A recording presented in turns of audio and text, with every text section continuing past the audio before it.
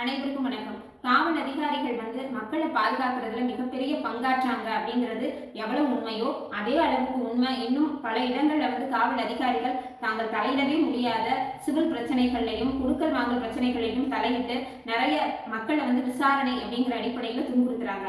அதை நம்ம யாருனாலையும் கேள்வி கேட்க முடியல அப்படின்ற கோபம் இன்னைக்கு நிறைய மக்களுக்கு இருக்கு. அதுக்கு உண்டான ஒரு விடையாதான் இப்ப உயர்நீதிமன்றத்துல ஒரு தீர்ப்பு வந்திருக்கு.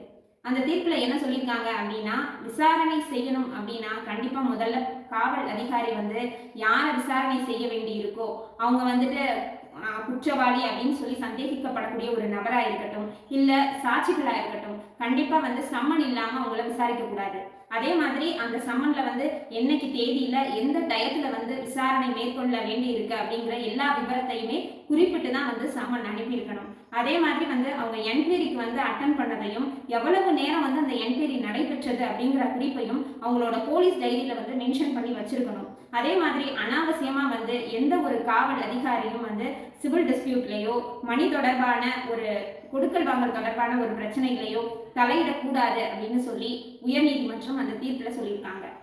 இந்த மாதிரி நமக்கு காவல் அதிகாரிகள் துன்புறுத்துறாங்க நம்மள அப்படின்னா அதை நம்ம வெறுமனே பார்த்துட்டு போக வேண்டிய அவசியம் கிடையாது.